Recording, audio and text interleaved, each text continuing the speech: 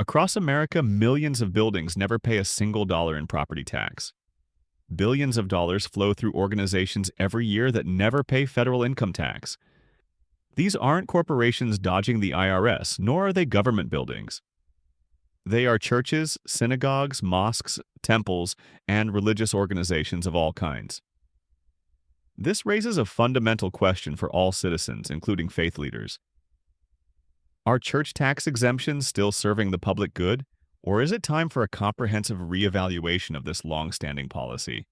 Church tax exemption is a policy often overlooked, but profoundly impactful on the nation's financial and social fabric. It influences billions of dollars annually, shaping how religious institutions operate and affecting community development nationwide. This discussion is not about questioning faith itself, but about objectively examining a specific public policy. Supporters argue that tax exemption protects religious freedom and prevents government overreach into spiritual matters. Critics, however, contend it raises serious questions of fairness and creates financial imbalances within communities. To engage in an informed discussion, we must first understand its origins, its intended purpose, and its current effects on American society. Church tax exemptions in America predate the United States itself, inheriting traditions from Europe. Historically, religious institutions were seen as providing essential public services, such as education and care for the poor. They were therefore not taxed like commercial enterprises. This recognition of their societal contribution formed the basis for their unique tax status. The biblical passage from Matthew 22:21, "Give to Caesar what belongs to Caesar and to God what belongs to God," has often been interpreted as supporting a separation between religious and civil authority. The First Amendment later enshrined religious freedom, prohibiting both the establishment of religion and the restriction of its free exercise. However, it notably did not explicitly mention tax exemptions. These exemptions evolved through tradition, state laws, and eventually federal policy, rather than being directly mandated by the Constitution. This historical development prompts a crucial question.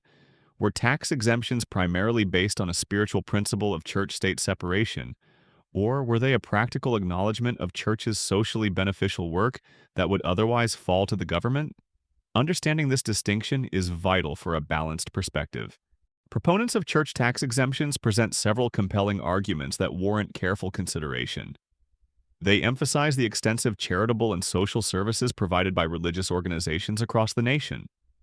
These include vital disaster relief efforts, food banks, and homeless shelters that serve the most vulnerable populations.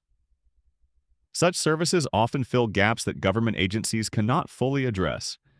Religious institutions also offer crucial community support systems, including recovery programs, counseling services, and youth activities. If these organizations were taxed, many would likely face significant financial strain, potentially forcing them to reduce or eliminate these essential services.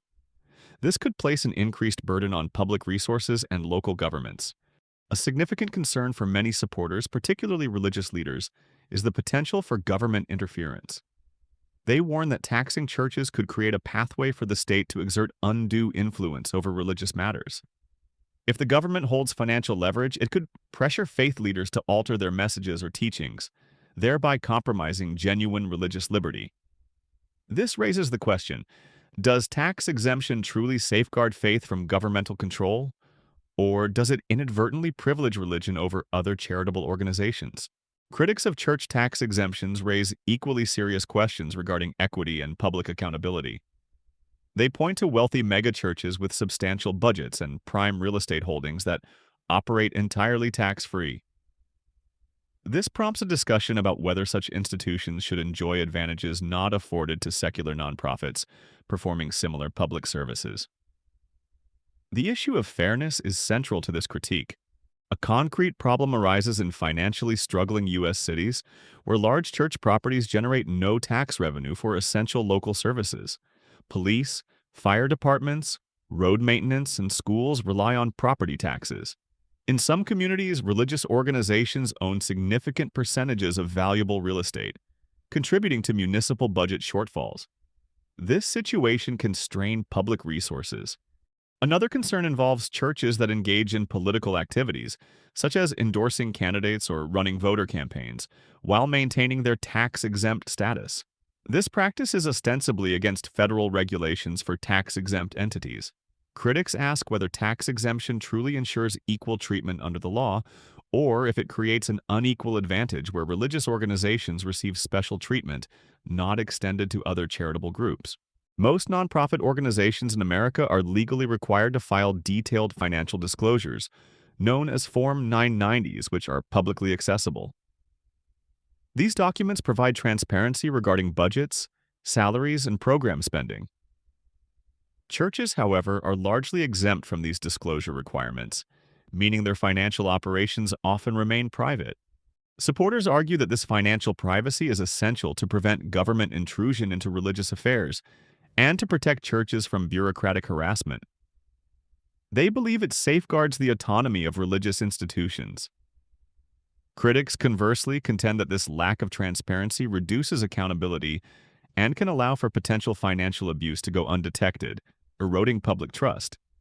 The biblical warning in 1 Timothy 6:10, "The love of money is a root of all kinds of evil," acknowledges the temptation of financial corruption, even within religious contexts. This raises a critical dilemma. Does financial privacy genuinely protect faith from government interference? Or does it inadvertently weaken public trust by creating a black box where significant funds operate without external oversight? Finding a middle ground that addresses both concerns is a complex challenge. Federal law, specifically the Johnson Amendment of 1954, stipulates that tax-exempt churches must refrain from endorsing political candidates or engaging in partisan campaign activities. Violation of this rule can theoretically lead to the loss of tax-exempt status. However, in practice, the boundaries often become ambiguous and enforcement has been minimal. Examples include sermons that strongly imply voting preferences without explicitly naming candidates, or voter guides that rate politicians based on issues important to a particular church. Issue advocacy, while technically nonpartisan, can also subtly favor one political side. This creates a perception among some Americans that a quiet exchange occurs, tax benefits in return for political influence. This perception raises concerns about the integrity of both religion and politics. Are churches functioning as partisan political organizations while enjoying tax benefits intended for neutral charitable work? Or is this criticism based on a misunderstanding of the legitimate role of moral speech in public life? Religious institutions have historically spoken on moral issues which inevitably intersect with politics. Defining the precise line between appropriate moral leadership and inappropriate political activism remains a significant challenge. Examining how other nations handle church funding and taxation offers valuable context, as America's approach is not universal. Some countries, like France, tax churches directly as they would any other organization. Conversely, nations such as Germany and several Scandinavian countries implement a church tax, where citizens can designate a portion of their income tax to support specific religious institutions. Other countries regulate religious organizations much more closely than the U.S. does.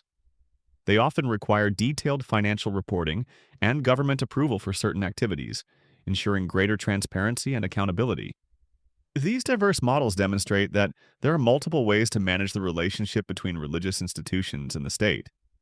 America's relatively hands-off approach, characterized by minimal taxation, regulation, and disclosure requirements, stands out globally.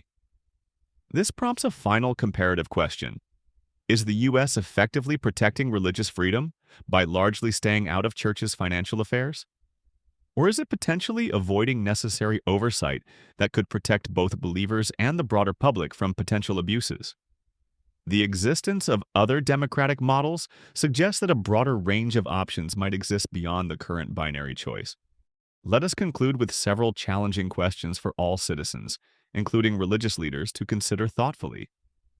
Are church tax exemptions an indispensable cornerstone of religious liberty, which, if altered, would fundamentally threaten freedom itself? Or are they a policy long overdue for serious public debate and potential reform, given contemporary societal needs and financial realities? Do these exemptions genuinely strengthen community service and empower churches to achieve greater good for society? Or do they inadvertently foster financial imbalances and create unfair advantages that undermine public trust and civic equity? Perhaps the most fundamental question is this: if faith truly relies on belief and commitment rather than financial advantages, would taxation genuinely diminish authentic faith? Or would it simply differentiate genuine spiritual communities from organizations that primarily function as financial enterprises? Churches have undeniably played a profound role in shaping American history and society. Tax exemptions have significantly influenced how these institutions operate and what they are able to accomplish. Whether this relationship continues to serve America optimally in the 21st century is far from a settled matter. It is, however, a conversation that demands open, honest, and objective engagement from all segments of society. There are no simple answers to these complex policy questions, only important considerations that deserve serious thought and public discourse. This is the Scholar's Ledger, where history, faith, and power are critically examined. We encourage you to subscribe, share your informed perspective in the comments below, and join us in the ongoing search for truth and equitable solutions. Your thoughtful participation is essential for a well-informed public.